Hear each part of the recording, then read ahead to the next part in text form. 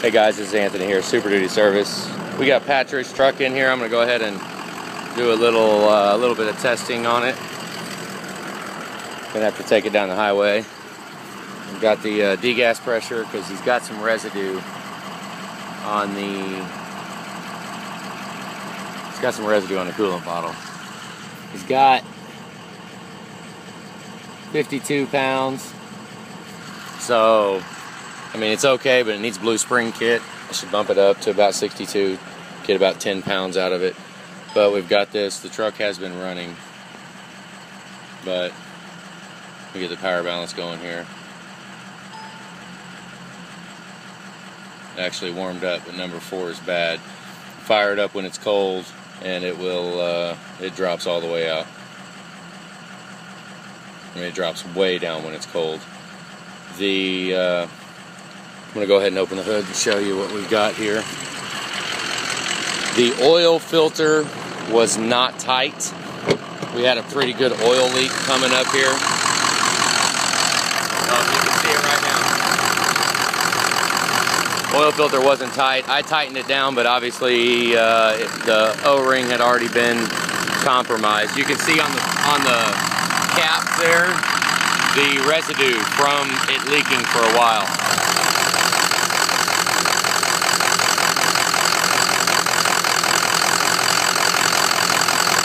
Yeah, you can see that it's been leaking for a while, so we're going to go ahead and hate to change the oil right now because we have this. We have the residue around the coolant bottle, which is, I mean, it could be a bottle, could be a cap, could be excessive pressure. This is an 03, so it's got the rock solid EGR cooler in it. I mean, it could be an EGR cooler failure, it could be head gaskets.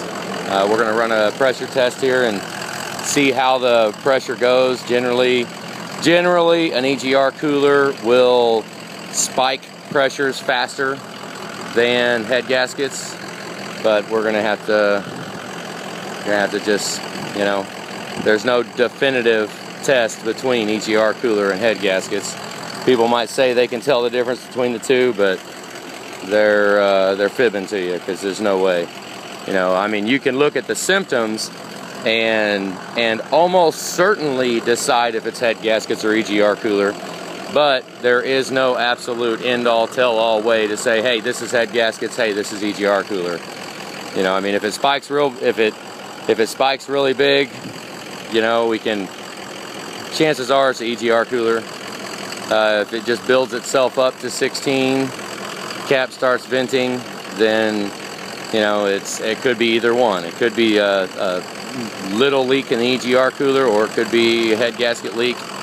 Could be either one. We're going to take it to the car wash. I don't think I'm going to drive it with that. I think I want to go ahead and get the oil filter sealed up before I go on a test drive, which is a bummer because I have to find me an oil filter O-ring, pop it in. I guess first thing I'll make sure that it does have the right filter underneath it, because it has had some pretty long cranking.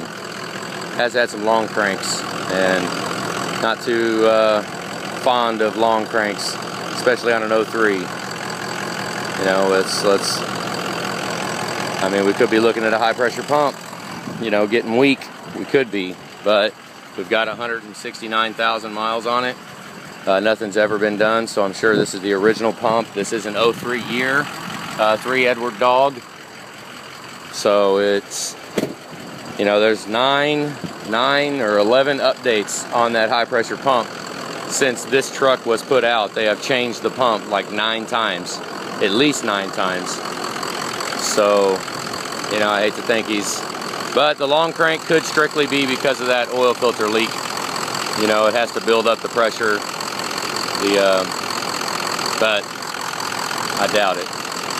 I'm gonna change that cap, then we'll go ahead and run it out on the road. If I see anything concerning, I'll grab my phone, take a video to show the degas pressure and the fuel pressure, because we got number 4 injector out. So we're gonna go ahead and run a fuel pressure test. You like my duct tape job? It's not even duct tape, it's masking tape. It might fall off, but you know, my hose isn't really. I don't have an in-cab setup, you know, to be all fancy with electric sending units. I just run mechanical gauges on everything. It's a heck of a lot more reliable. All right, that's our little update. Talk to you later, guys.